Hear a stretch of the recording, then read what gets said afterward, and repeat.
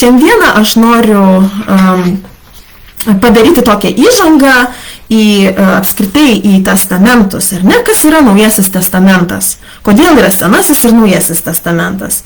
Taigi Naujasis testamentas, kaip ir Senasis testamentas, yra knygų rinkinys, tai yra tarsi biblioteka. Senam testamente yra 39 knygos, o Naujam testamente yra 27 knygos, tai iš viso yra 60, dabar 6 knygos, jeigu gerai suskaičiavau.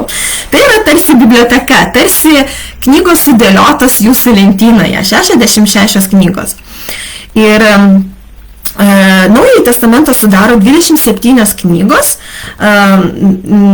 ir jos parašytos maždaug 50 metų laikotarpyje ir parašyti skirtingo stiliumi ir skirtingų autorių. Senasis testamentas pasakoja daugelių tautų istorijas, tai man patinka Senasis testamentas, nes man jis yra kaip ir istorijos šaltinis, ten tikrai minimos ir senos civilizacijos ir tikrai archeologiniai kasinėjimai viską patvirtina, visus įvykius. Ir Sename testamente pagrindinis dėmesys yra skiriamas Izraelio tautai.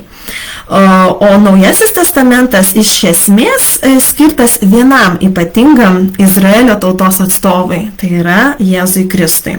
Faktiškai Senasis testamentas yra viskas, kas įvyko iki Jėzaus, o Naujasis testamentas tai yra Jėzaus gyvenimo istorija ir po to bažnyčios istorija ir laiškai bažnyčioms.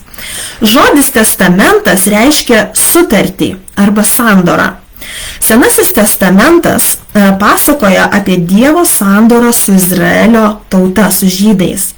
Dievas išsirinko vieną tautą, žydų tautą, norėdamas per tą tautą palaiminti visą pasaulį.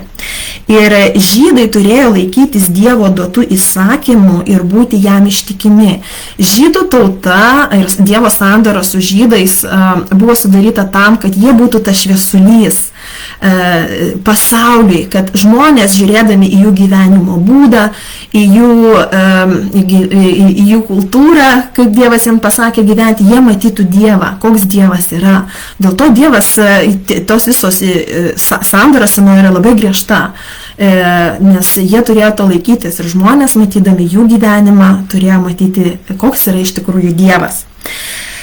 Aišku, kartkartėmis jie sulaužydavo Dievo duotus pažadus. Ir tautos pranašai pradėjo kalbėti apie naują sandorą, artimesnę žmonėms negu senoji, vertusi išoriškai paklusis įstatymui. O naujoji sandora būsianti lengvesnė, nes atitiksianti žmonių širdies balsą. Taigi, naująją sandorą su Dievu sudaręs Jėzus per savo gyvenimą, mirtį ir prisikėlimą. Per Jėzų Dievas dovanoja žmonėms naują gyvenimą. Amžinąjį gyvenimą, ne tik naują gyvenimą šioje žemėje, bet ir amžinąjį gyvenimą danguje. Ir ši dovana, tai yra dovana, mums už ją nereikia mokėti, ir ši dovana skirta ne tik išrinktai Izraelio tautai, bet ir kiekvienam, kuris nori tos dovanos. Dėl to krikščionių evangelija reiškia iš tikrųjų geroji naujiena. Blogoji naujiena ta, kad mes nusidėjėliai, kaip ir žydų tauta, jie bandė laikytis tos senosios sandoros, bet jiems vis nepavykdavo. Mes kartais sakom, tie žydai vėl susimovė, vėl ten Dievą apleido, bet ir mes lygiai taip pat pasielgtume, būkime atviri, tikrai. Dėl to ir tai yra blogoji naujiena, kad mes niekada nebusime pakankamai geri, pakankamai tobuli, kad atitiktume Dievo šventumą, kad mes patektume į dangų, nes prisiminkit, dangus yra šventa vieta, ten jokia nuodėmė negali papulti. Tai yra bloga žinia, ką daryti, ar ne, bandom, stengiamės, bet mums nepavyksta, ar ne, būti tobulais. Ir štai ateina Jėzus. Ir jisai buvo tobulas mūsų vietoje. Jis buvo tobulas. Ir jis prisiėmė bausmę.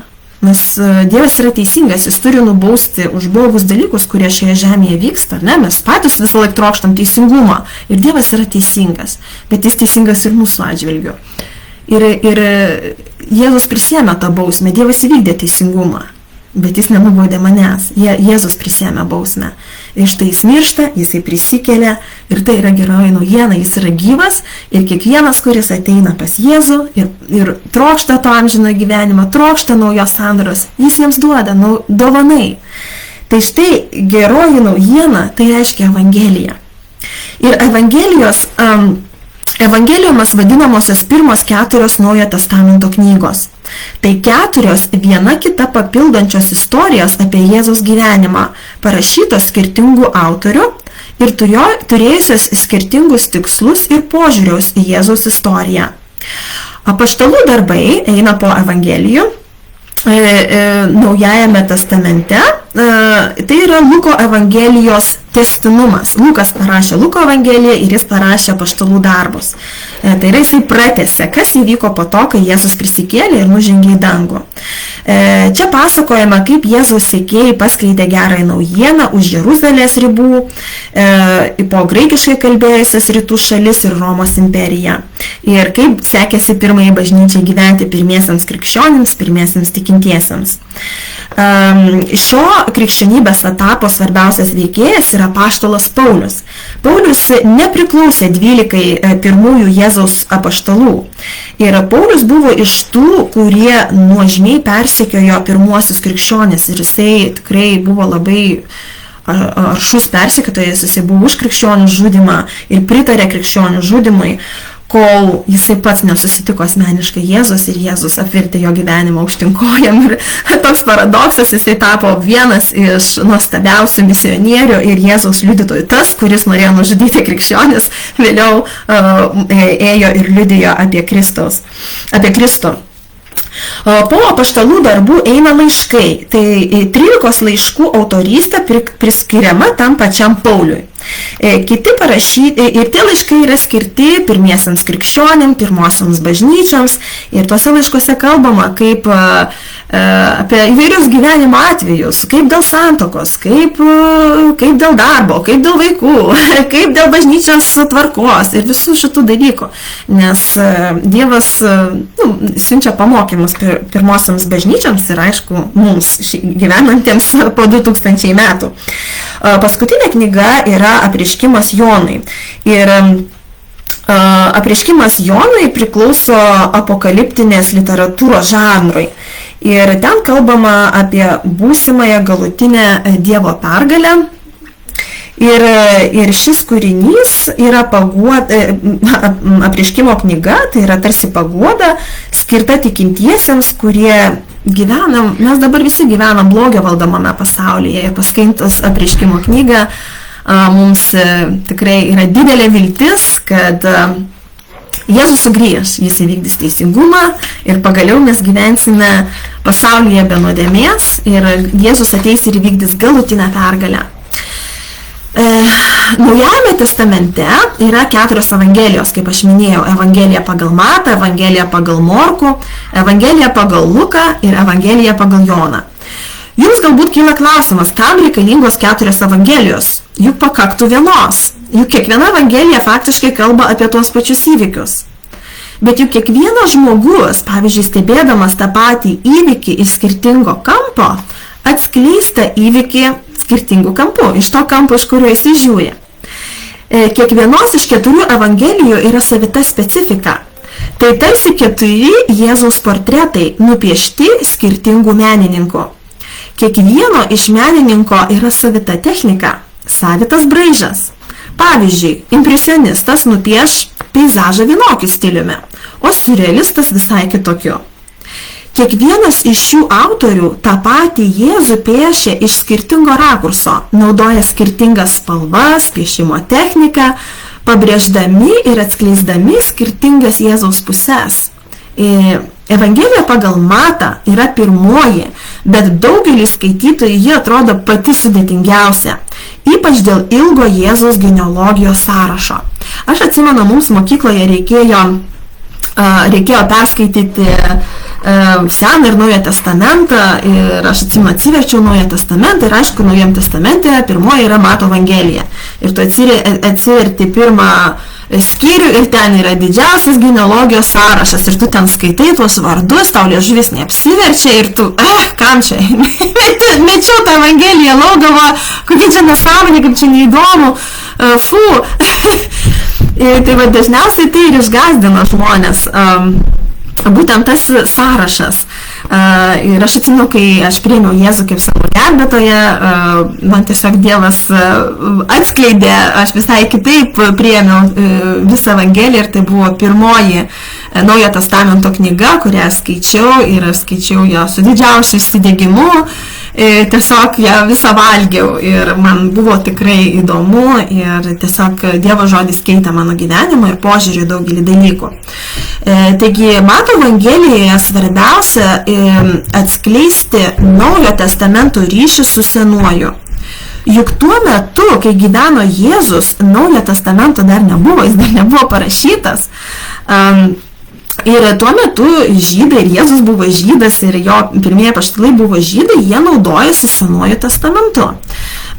O Mato Evangelija yra tarsi tiltas jungiantis Jėzų su tuo, kas buvo iki jo. Ir Naująjį testamentą, tarsi tiltas, kuris jungia Naują testamentą su Senu. Todėl Mato Evangelijoje mes pamatysime labai dažnai cituojamas Senasis raštas. Nes jeigu tu kalbi žydam, norėdamas įrodyti tiesą, tu turi cituoti Seną testamentą, nes žydas tuo metu tik ir turėjo ir tikėjo tik tai Senu testamentu. Ir mes pamatysim, kad Mato Evangelijoje yra labai daug nuorodų į Seną testamentą, labai daug nuorodų, kalbam apie žydų kultūrą, apie žydų religiją, apie tuo metu Izraelyje vykusius įvykius. Tai va, reikia į tai būtinai atkreipti dėmesį. Ir šita Mato Evangelija yra skirta būtent žydams, kad jiems paaiškinti, kad tai yra, kas yra Jėzus. Ir pačioje Evangelijoje autorius neprisistato. Pavyzdžiui, Luko Evangelijoje autorius prisistato, kad čia toks ir toks ir toks rašau. O Mato Evangelijoje pats autorius neprisistato. Bet nuo seniausių laikų šios Evangelijos autorystė yra priskiriama Matui. Matas tai buvo apaštalas, o dar prieš būdamas Jėzaus mokiniu, jisai buvo romėnų muitininkas. O romėnai tuo metu buvo okupavę Izraelį ir romėnų muitininkų visi nekentė, nes jie, kaip sakant, okupantai rinko mokesčius iš žydų ir dažniausiai tie muitininkai nebuvo labai sąžiningi ir jie prašydavo žmonių daugiau negu jiem priklausydavo ir dėdavosi savo tą viršų į kišenę ir muitininkų visi labai nekentė. Bet Jėzus atėjo pas Matą ir pakvietė jį sekti juo. Taigi, Jėzus net ir atrodo pačius blogiausius žmonės gali ateiti ir pakviesti sekti juo. Taigi, apie Matą iš tikrųjų žinoma labai mažai. Pats autorius yra žydas, krikščionis, pasiryžęs sekti Jėzumi, rašantis bendruomeniai žmonėms, kurie daugiausia susideda iš žydų. Kaip ir sakiau, todėl labai dažnai cituojamas Senas testamentas, minimi žydam puikiai suprantamos savokos, kad jie suprastų. Ir Matas visus savo sugebėjimus skiria tam, kad parodytų Jėzų kaip ilgai lauktą Mesiją. Tai yra Kristų, apie kurį daug kalba Senasis testamentas. Juk Senasis testamentas pažadėjo žydų tautai Mesiją, gelbėtoją. Bet žydų tauta, jinai įsivaizdavo, kad tas Mesijas ateis ir išvaduos jų, kad jis bus politinis veikėjas. Tarp kitko, iki šiol žydai, kurie nepriima Jėzaus kaip Mesijo, jie iki šiol laukia to politinio veikėjo, kuris ateis ir bus nuostabus vadovas, karalius, nežinau, prezidentas dabar gal. Ir tais laikais žydai įsivaizdavo, kad tas Mesijas bus politinis vadovas, kuris išvaduos juos iš romėnų vergystės. O Matas nori parodyti, kad va čia šitas Jėzus, kuris jūs galvoja, kad jis bus tas politinis vadovas, bet jis Ne, jūs praleidot, kodėl jūs nekreipė dėmesio Senam testamente, kad Mesijas turėsis kentėti pirmiausia, turės kentėti, atpirkti mūsų nuodėmes, prisikelti, o po to jisai ateis ir išgelbės jūs iš vergystės, po to jis bus ateis kaip karalius, karalius. Ir aišku, mes žinom iš apreiškimo knygos, kad tai įvyks ateityje. Ir žydai kažkaip nenorėjo matyti, ar ne, kad Mesijas turėsės kentėti. Ir Matas sudeda visas pastangas įrodyti ir parodyti, kad šitas Jėzus Kristus ir yra tas Mesijas, kurio mes tiek daug, šimtus tūkstančių metų laukiam, kurį pažadėjo Dievas jau pradžios knygoje, kai nusidėjo Adomas ir Ieva. Ir visi visą savo jėgas ir savo talentą skiria tam. Ir jisai rūpestingai fiksuoja, ką Jėzus kalba apie dangaus karalystę. Nes iš esmės, ką Jėzus kalbėjo apie dangaus karalystę, skiriasi nuo žydų lūkesčių ir įsivaizdavimo apie Mesiją, kuris ateis ir išvaduos juos čia ir dabar iš romėnų vergijos. Taigi mes, skaitydami Mato Evangeliją, irgi turime atkreipti dėmesį, kad jinai yra skirta būtent žydam. Dėl to aš ir bandysiu paaiškinti tam tikras sąvokas ar kultūrinį kontekstą.